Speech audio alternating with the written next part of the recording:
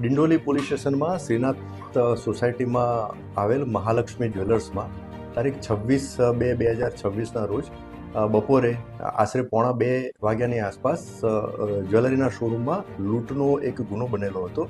જે અનુસંધાને ડિંડોલી પોલીસ સ્ટેશનમાં એક અનડિટેક ક્રિમિનલ કેસ રજીસ્ટર કરવામાં આવેલો હતો.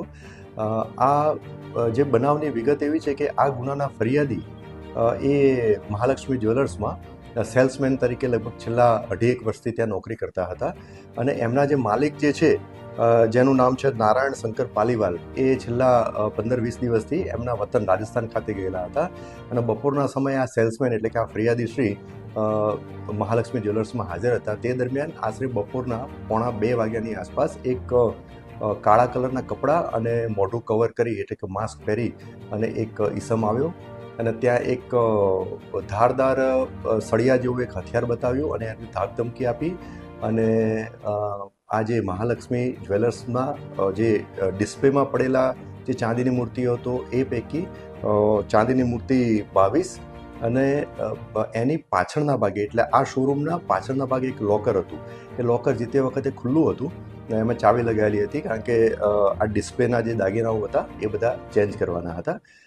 તો એ લોકરમાંથી મૂકેલ જે અલગ અલગ ટ્રે હતી એમાંથી 2 ટ્રેમાંથી 24 સોનાની બુટ્ટી એમ મળી અને કુલ 3,57,000નો મુદ્દામાલ જે છે એ આ જે લૂંટ કરવાવાળો ઇસમ હતો એ લૂંટી અને ત્યાંથી નીકળી ગયેલો હતો. જે તે વખતે ગુનો અનડિટેક હતો. ખરા બપોરે એટલે બપોરના સમયે આ બનાવ બનેલો હતો. ભર બજારમાં આ બનાવ બનેલો હતો એટલે ગુનાની ગંભીરતા લઈ અને સુરત ક્રાઇમ બ્રાન્ચની ટીમ અને ડિંડોલી પોલીસ સ્ટેશનની સ્થાનિક પોલીસ સ્ટેશનની ટીમ એકબીજાના સંકલનમાં રહી અને ગુનો ડિટેક્ટ કરવા, આરોપી શોધી કાઢવા અને મુદ્દામાલ રિકવર કરવા માટે અલગ અલગ ટીમો બનાવી અને એમને કામ સોંપણી કરવામાં આવેલી હતી. સ્થાનિક પોલીસ દ્વારા લગભગ 70થી 80 અલગ અલગ રૂટ પર સીસીટીવી કેમેરા ચેક કરવામાં આવેલા હતા. જે જૂના બાતમીદારો અને આ લૂંટનામાં અગાઉ જે આ પ્રકારના મોડસ ઓપરેન્ડીમાં સંડોવાયેલા આરોપીઓ છે એને પણ ટ્રેક કરવામાં આવેલા. તો આ દરમિયાન ડિંડોલી પોલીસ સ્ટેશનના ડિસ્ટાફમાં ફરજ બજાવતા પોલીસ સબ ઇન્સ્પેક્ટર શ્રી મસાણીને એમના અંગત બાતમીદારથી બાતમી મળેલી હતી કે આ મહાલક્ષ્મી જ્વેલર્સનો માલિક એટલે કે નારાયણ શંકર પાલીવાલ એને ઘણા સમયથી દેવું થઈ ગયેલું હતું અને એ દેવાના કારણે ઘણા બધા લોકો એના પાસે પૈસાની ઉઘરાણી કરવા આવતા હતા. જેથી આ માલિકે જ આખું જે કાવતરું ઘડેલું હતું અને આ કાવતરામાં એના જે ડ્રાઈવર જે આ ગુનાનો જે આરોપી છે કે જેણે લૂંટ કરેલી છે એનું નામ છે જીતેન્દ્ર કુમાર ઉર્ફે કિશોર વગતરામ ડાંગી. એની સાથે મળી અને આખો પ્લાન ઘડેલો હતો અને આ છેલ્લા 15-20 દિવસથી તો ત્યાં રાજસ્થાન બંને નીકળી ગયેલા હતા. બંને એટલે કે આ જે મહાલક્ષ્મી જ્વેલર્સના માલિક અને એ ડ્રાઈવર એટલે કે જે આરોપી જે છે જે અત્યારે ધરપકડ કરવામાં આવેલી છે એ બંને ત્યાં નીકળી ગયેલા હતા. માલિકે ડ્રાઈવરને તમામ વસ્તુથી અવગત કરાયેલા હતા અને એને મોબાઈલમાં જે મહાલક્ષ્મી જ્વેલર્સમાં જે સીસીટીવી કેમેરા લગાયેલા છે એનાથી આખું એને ગાઈડ કરવામાં આવેલું હતું કે ભાઈ કઈ વસ્તુ ક્યાં મૂકવામાં આવેલી છે, કઈ રીતે તારે જવું, એ રીતનો આખો પ્લાન કરી અને એને પ્રોપર બ્રીફ કરી અને આને લૂંટ કરવા માટે મોકલેલો હતો. તો આ સ્પેસિફિક બાતમી મળેલી હતી કે આ માલિક અને જે લૂંટ કરવા આવેલો હતો જીતેન્દ્ર કુમાર વગતરામ ડાંગી એ બંને રાજસ્થાનમાં એક જગ્યાએ સ્પેસિફિક બીછીવાડાની આસપાસ કોઈ હોટલમાં રોકાયેલા છે. તો આ બાતમી આધારે અહીંથી સ્થાનિક પોલીસ સ્ટેશનની ડિસ્ટાફની ટીમ ત્યાં રવાના થયેલી હતી અને બાતમીદારના સતત સંપર્કમાં લઈ અને એક્ઝેક્ટ લોકેશન મેળવેલું હતું કે કયા હોટલમાં ત્યાં રોકાયેલા છે.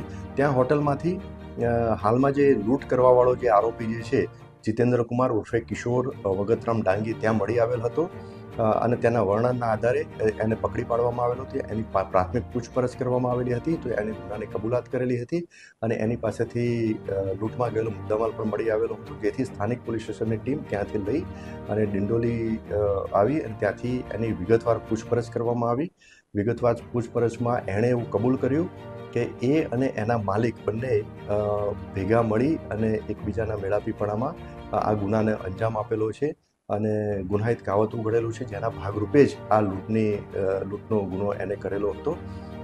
જે તે સ્થળેથી થોડા ટાઈમ પહેલાં જ આ બીછીવાડા ખાતેથી એનો માલિક ત્યાંથી ફરાર થઈ ગયેલો હતો. હાલ માલિકની શોધખોળ ચાલુ છે, પરંતુ હાલમાં જે લૂંટ કરવાવાળો ઈસમ એટલે કે જીતેન્દ્ર કુમાર ઉર્ફે કિશોર વગતરામ ડાંગી એની તપાસ દરમિયાન જે પુરાવા એકત્રિત કરવામાં આવેલ છે એ આધારે એની ધરપકડ કરવામાં આવેલ છે. અને આ ગુનામાં જે મુદ્દામાલ લૂંટમાં ગયેલો હતો એની પ્રાથમિક ચકાસણી કરવામાં આવી, તેમજ જે અન્ય પૂછપરછમાં અને અન્ય જે પુરાવાઓ મળી આવેલા એના ઉપરથી એ પણ જણાઈ આવેલ છે કે આ જે લૂંટ કરી અને જે લઈ ગયેલ છે એ જે સોનાની બુટ્ટી જેનો ફરિયાદમાં ઉલ્લેખ હતો એ ખરેખર સોનાની બુટ્ટી નથી, પણ એ ખોટી બુટ્ટી હતી, પણ ફક્ત એને પીળો રંગ ચડાવવામાં આવેલો હતો. એટલે એ પણ એક ખોટા દાગીના હતા. એ પણ તપાસમાં આ વસ્તુ પણ ડિસ્ક્લોઝ થયેલી છે. હાલમાં ગુનાની તપાસ ચાલુ છે. જેટલો પણ મુદ્દામાલ પકડાયો